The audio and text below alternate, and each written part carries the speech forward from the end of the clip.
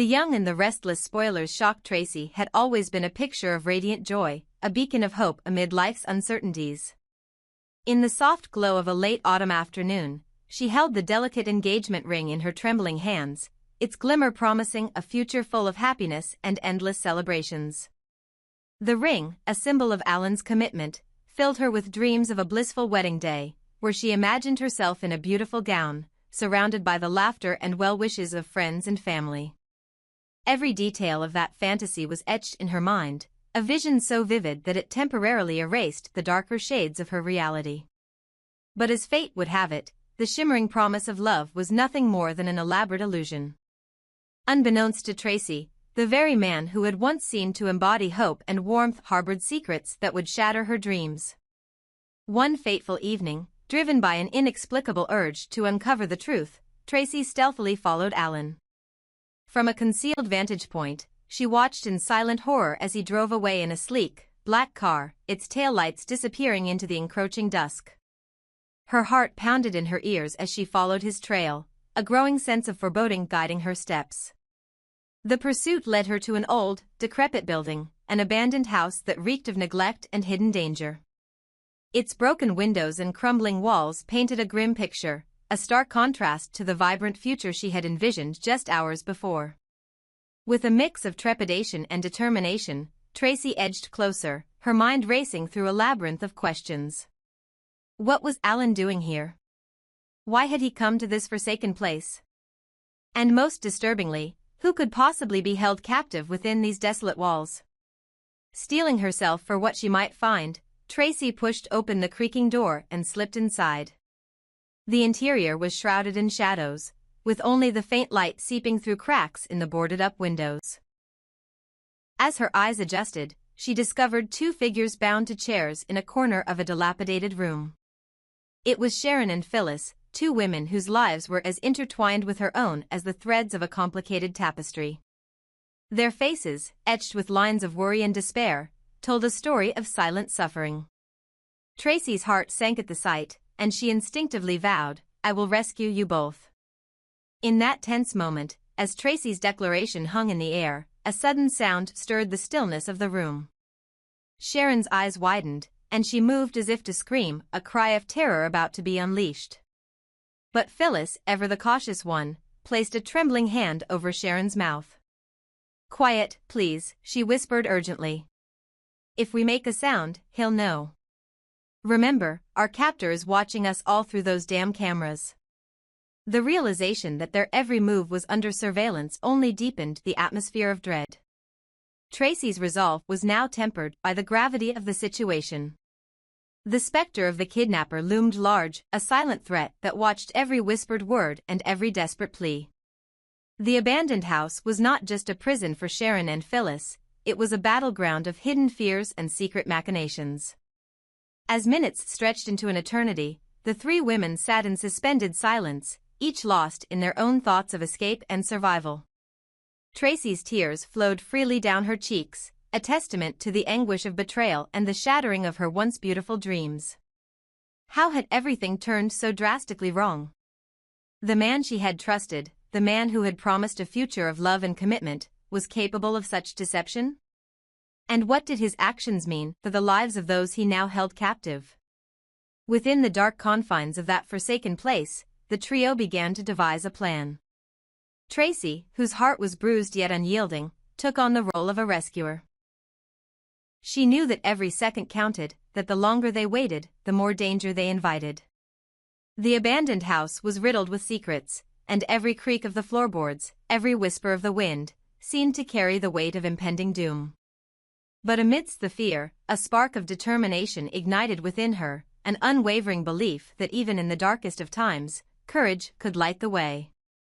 Her mind raced with potential escape routes and strategies. She recalled every detail she had observed since following Alan, the layout of the house, the positions of the surveillance cameras, and even the peculiar patterns of the shadows that danced across the walls in the moonlight. Each observation was a potential clue, a piece of the puzzle that might help them outsmart the cunning captor. Traci silently resolved to be as resourceful as possible, determined to use every ounce of her intelligence and willpower to free Sharon and Phyllis. Outside, the night deepened, cloaking the world in an eerie silence. The abandoned house, with its hidden cameras and dark corridors, was a stark reminder of the precarious nature of trust and the ever-present possibility of betrayal. For Traci, the ring that once symbolized the promise of eternal love now lay heavy in her pocket, a cruel reminder of the illusion she had been living. The glint of its precious stone no longer held the light of hope, but instead reflected the grim reality of deceit. As the hours passed, the atmosphere inside the building grew more oppressive. Every distant sound, be it the rustle of leaves or the faint hum of a passing car, seemed amplified, heightening the tension. In that oppressive silence, the trio huddled together, sharing whispered words of encouragement and fleeting memories of better times. Sharon, who had always been the more vocal of the two, now found herself silenced by fear, while Phyllis maintained a steely composure, masking the panic that churned within her. Traci, in the midst of it all, was the linchpin holding them together, her determination shining through the haze of tears and despair. The plan, though fraught with uncertainty, was simple: wait for the opportune moment, when the surveillance cameras might be momentarily diverted, or when the captor's guard was down, and then make a dash for freedom. The strategy was risky, but in the dire circumstances, risk was a luxury they could ill afford to avoid. Every moment of silence was a battle against the creeping terror, every heartbeat a drum of defiance against the overwhelming odds. In the cold, desolate corners of that abandoned house, as the trio plotted their escape, Traci's inner voice grew louder. It spoke of resilience in the face of betrayal, of strength forged through adversity, and of the undeniable power of hope, even when the night seemed endless. Despite the darkness, she clung to the belief that she could rewrite the ending of this harrowing tale. No matter how deep the betrayal or how formidable the enemy, the spark of human courage could never be fully extinguished. In the final, heart-stopping moments before their escape, Traci gathered every ounce of courage she had left. With Sharon and Phyllis silently agreeing through their eyes, she prepared to confront the malevolent force that had shattered so many lives. The abandoned house, with its haunting silence and relentless surveillance, would soon bear witness to the indomitable spirit of a woman determined to reclaim justice and restore hope. Even as tears blurred her vision and fear clawed at her resolve, Traci stepped forward into the darkness, ready to challenge the cruel fate that had entwined their lives. Thus began a desperate and perilous journey, a journey not just for survival, but for the reclamation of dignity, trust, and the promise of a future that, though stolen for a moment, could still be reclaimed. Traci's vow to rescue Sharon and Phyllis was not merely a promise. It was a battle cry against the forces of deceit and manipulation, a declaration that even in the bleakest of circumstances, the human spirit could rise, fight, and ultimately triumph over darkness. Traci's heart still pounded from the adrenaline of her recent discovery, the grim reality that lay hidden behind the facade of promises and rings. As the cold night deepened around the crumbling walls of the abandoned house, new, more sinister questions began to haunt her thoughts. Who exactly was Alan? The man she had once believed was a beacon of hope, a promising suitor, was now revealed to be something altogether different. Could it be that Alan was none other than Martin, a name that, in her memories, had been associated with compassion and healing? But Martin was dead. The realization struck her like a thunderbolt. Alan was a malevolent impostor, a false savior cloaked in the respectable guise of a doctor, using that very reputation to manipulate the trust of those around him. Alan had meticulously constructed his image as a caring, reputable physician, a persona that allowed him to weave his intricate web of deceit. Behind that facade, however, lay the cold, calculating mind of a true monster. He was a master of disguise, a cunning villain who relished in playing both hero and harbinger of doom. Every smile, every reassuring word he had uttered was a calculated move designed to lull people into a false sense of security, masking his true intent, to control and to conquer, to use his feigned goodness as a tool to manipulate the vulnerable. Inside the dark, oppressive confines of the decrepit house, the atmosphere was thick with tension and unspoken dread. Sharon and Phyllis, though bound and gagged by the dire circumstances, had not surrendered to despair. Their eyes, flickering with hope at the mere sound of Traci's determined whispers of rescue, held a silent pact of survival. They knew that their chance at liberation was unfolding before them, and that every minute wasted was a minute given to their captor, Alan, to further tighten his grip on their fate. Yet, even as the trio clung to the slim hope of escape, the specter of uncertainty loomed over them. The possibility that Alan might have already detected Traci's meticulously crafted plan haunted her every thought. The cunning villain had proven himself to be more than capable of deceit. He was a true monster in every sense, with the intellect to match. It was entirely plausible that while Traci believed she was orchestrating a daring rescue, Alan was already several steps ahead, setting his own traps to ensnare her and thwart her every attempt. The thought was as chilling as the icy wind that seeped through the broken panes of the dilapidated building. In the eerie silence of that forsaken place, every creak of the floorboard, every subtle shift in the shadows, became a potential harbinger of doom.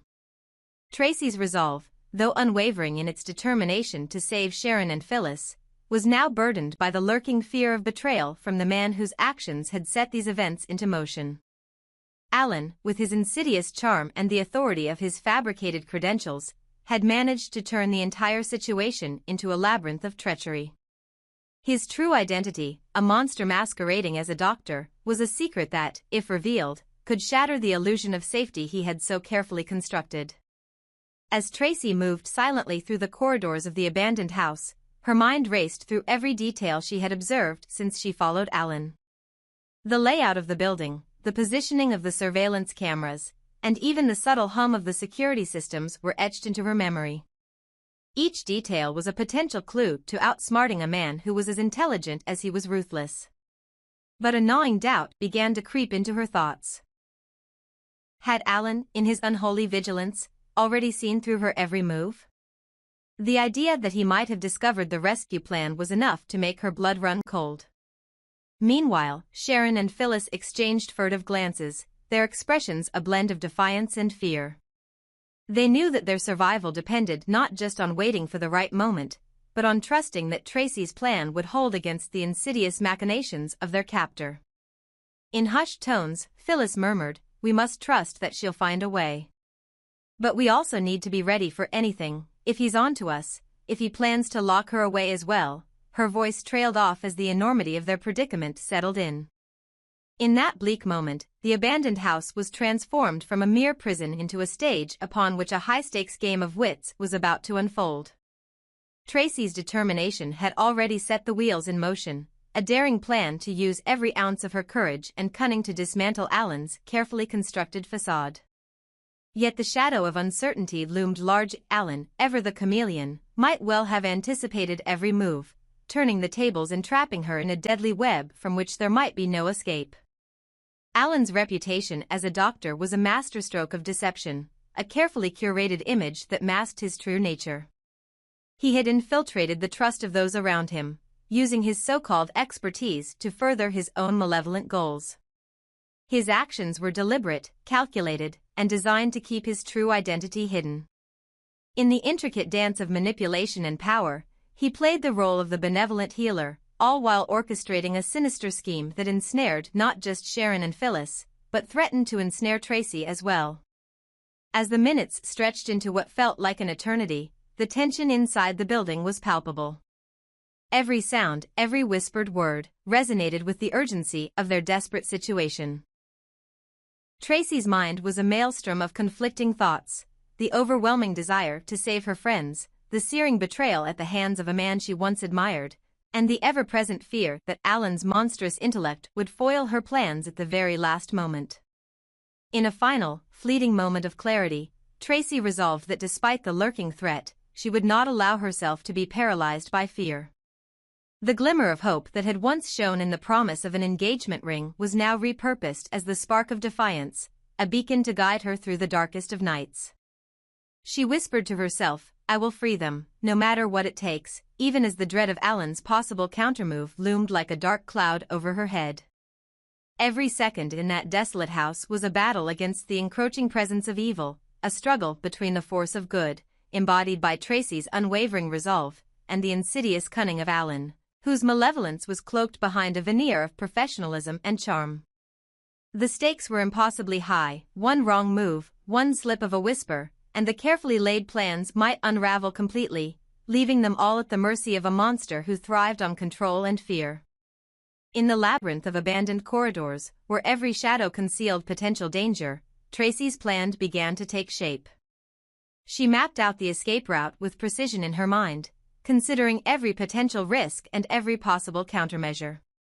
The surveillance cameras, a constant reminder of Alan's omnipresent watchfulness, were both a hindrance and a clue, a silent witness to the unfolding drama that, if manipulated correctly, could be turned to their advantage.